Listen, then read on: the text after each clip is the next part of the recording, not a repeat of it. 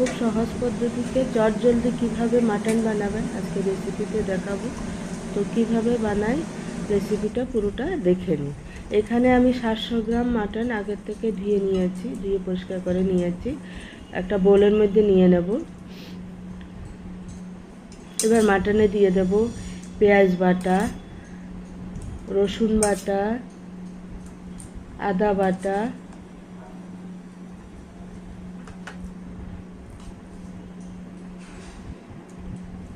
আর দিয়ে দেবো কাঁচা লঙ্কা বাটা। এবার দেব হলুদ গুঁড়ো, জিরে গুঁড়ো, আর দিয়ে দেব লাল লঙ্কার গুঁড়ো, ধনে গুঁড়ো, আর দিয়ে দেব কালারের জন্য কাশ্মীরি লঙ্কার গুঁড়ো দিয়ে এবার পরিমাণ মতো লবণ দিয়ে দেব। 1 কাপ তেল দিয়ে দেব। তেল দিয়ে এবার ভালো করে মাটনটাকে প্রথমে ম্যারিনেট করে নেব।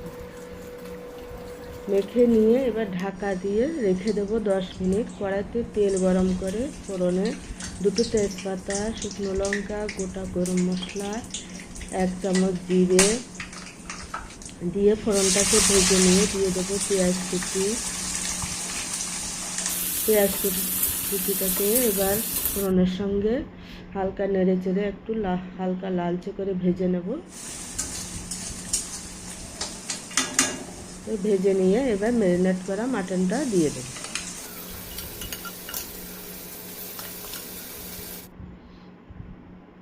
দিয়ে মাটনটাকে পেঁয়াজের সঙ্গে কিছুক্ষণ কষিয়ে নেব। এবার ঢাকা দিয়ে এটাকে 10 মিনিট রেখে দেব। মাঝে মাঝে 1-2বার করে নেড়ে দিতে হবে। এবার একটা গোটা রসুন দিয়ে আবারও কিছুক্ষণ নেড়ে চেড়ে দেব। এবার আগে থেকে নুন হলুদ দিয়ে ভেজে রাখা আলু, টমেটো, টক দই দিয়ে আরও কিছুক্ষণ কষিয়ে নেব। কষাতে কষাতে মাংস ফুটলেই কষানো হয়ে যাবে। এবার দিয়ে দেব উষ্ণ গরম জল। তো উষ্ণ গরম জলই দিতে হবে। ঠান্ডা জল দিলে মাটন তাড়াতাড়ি হবে না আর ভালো হবে না, শক্ত হয়ে যাবে। দিয়ে এবার কিছুক্ষণ রান্না করে নেব।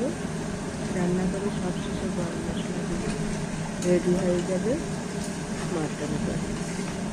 তো বন্ধুরা, এইভাবে চটজলদি বাড়িতে মাটন বানাবেন। কালারটা খুব সুন্দর খেতে দুর্দান্ত হয়। তো ভিডিওটা কেমন হয়েছে অবশ্যই কমেন্ট করে জানাবেন। ভালো লাগবে চ্যানেলটাকে সাবস্ক্রাইব